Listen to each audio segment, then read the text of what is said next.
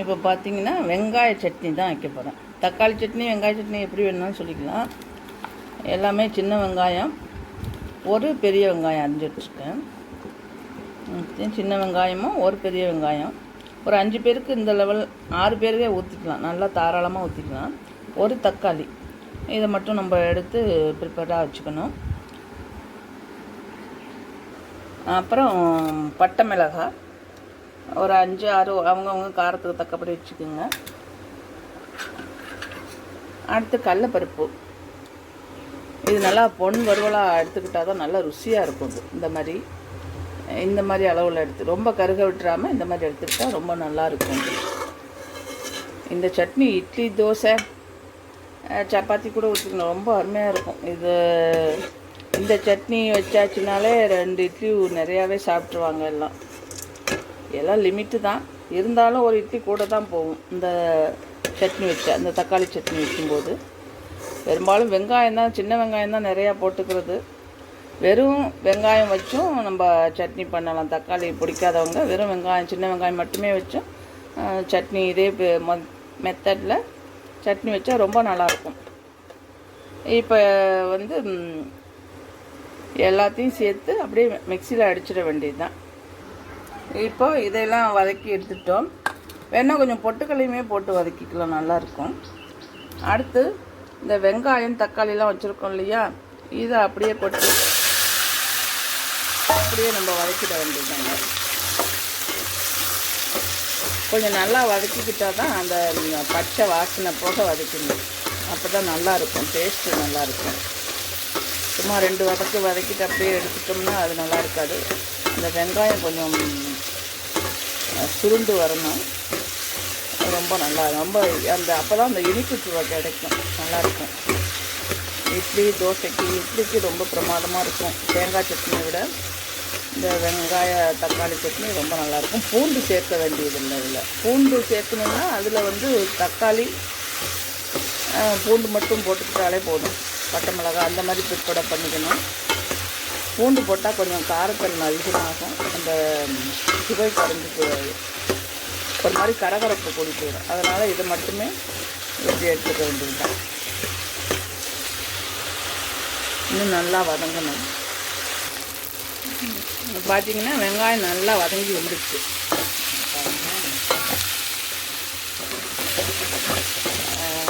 இந்த மாதிரி கொஞ்சம் எண்ணெய் நிறையா விட்டுக்குங்க, நல்லா வதங்கி வந்துடுச்சு. இப்போ இதை முதல்ல போட்டு மிக்சியில் விட்டு அடிச்சுட்டு, ஏன்னா இது திப்பி ஆகிடும் அப்புறம், அதனால் இதை கொஞ்சம் ரொம்ப பவுடராக வேணால் குறைன்னு அடிச்சுட்டு அதுக்கப்புறம் அதோடு இந்த வெங்காயத்தை போட்டு அடிச்சிட்டிங்கன்னா அவ்வளவுதான், முடிஞ்சிடுச்சு. அப்புறம் உப்பு கலந்துட்டு நம்ம தாளிக்க வேண்டியது தான். இப்போ வதக்குன வெங்காயம் இந்த லெவலில் இருக்குது பாருங்கள். இந்த மாதிரி பொன் வறுவலாக நல்லா வதக்கிட்டு எண்ணெய் ததும்ப இருக்கணும். இப்படி இருக்கும்போது அதை அடிச்சிடலாம். அதை அடித்து எடுத்துகிட்டு அப்புறம் இதையும் சேர்த்து அடிச்சிடலாம். இப்போது இந்த கடலப்பருப்பு வறுத்தது, பட்டை மிளகாய் வறுத்தது மட்டும் போட்டு அடிச்சுட்டு பல்ஸில் வச்சு அடிச்சுட்டு அப்புறமா இந்த வெங்காயத்தை சேர்த்துக்கிட்டு அடிச்சிடலாம். இப்போ இந்த வெங்காயத்தையும் அடிச்சிடலாம். இதில் கொட்டியிருக்கேன், அதை அடிச்சுட்டு அதுக்கப்புறம் இந்த வெங்காயத்தை கொட்டி ரொம்ப மாவு மாதிரி அடிச்சிடக்கூடாது, கொஞ்சம் திப்பியாக இருக்கிற மாதிரி அடித்தா தான் வெங்காய சட்னி நல்லாயிருக்கும். அந்த மாதிரி தான் கொஞ்சம் பிசுறு மாதிரி அடிச்சுக்கணும், அப்போ தான் ரொம்ப நல்லாயிருக்கும். இதை அடிச்சிடலாம். இந்த அளவு அடிச்சுட்டு இருந்தாச்சு. இப்போ பார்த்தீங்கன்னா இந்த மாதிரி கொஞ்சம் திப்பியாக இருக்கிற மாதிரி அடிச்சுங்க, ரொம்ப மாவாக்கிடாமல். இப்படி இந்த துவையல்னால் நேவாக அடிச்சிடும், இதையே அப்படியே துவையெல்லாம் நேவாக அடித்து தொட்டுக்கலாம், ரொம்ப நல்லாயிருக்கும்.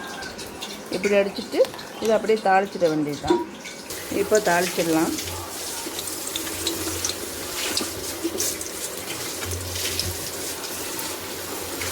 கடுகு நல்லா பொரிஞ்ச பிறகு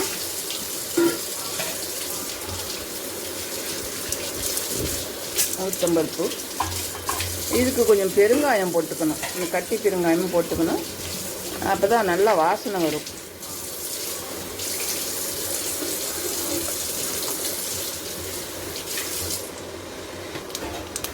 தூள் பெருங்காயமும் போட்டுக்கலாம். பெருங்காய டப்பி ஓப்பன் ஆகாமல் இருந்தது, உள்ளே பாக்கெட் வச்சுருக்காங்க. அப்போல்லாம் நல்லா அவ்வளோ போட்டுருக்குங்க. கருவேப்பிலையும் போட்டுக்கோங்க.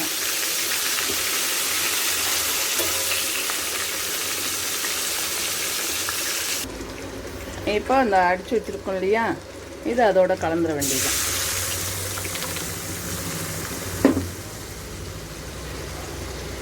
இவ்வளவு தான். நம்ம தண்ணியாக கொஞ்சம் தண்ணியாக இருந்தாலும் பரவாயில்ல, திக்னஸாக இருந்தாலும் நல்லாயிருக்கும். எப்படி வச்சாலும் அருமையாக இருக்கும். உப்பு போட்டுட்டேன். அவ்வளோதாங்க. சட்னி ரெடி ஆகிட்டு இருக்குங்களா. ரொம்ப கொதிக்க இந்த இட்லி இதில் அந்த சட்னி ஊற்றிட்டுங்க பாருங்கள். இட்லி வந்து சிகப்பாக இருக்குன்னா இந்த சிகப்பு அரிசி மாப்பிள்ளை சம்பா அரிசியில் போட்ட இட்லி இது, அதனால் இருக்குது. சூப்பராக இருக்குங்க. இது தொட்டு சாப்பிடும்போது ரொம்ப நல்லாயிருக்கும்.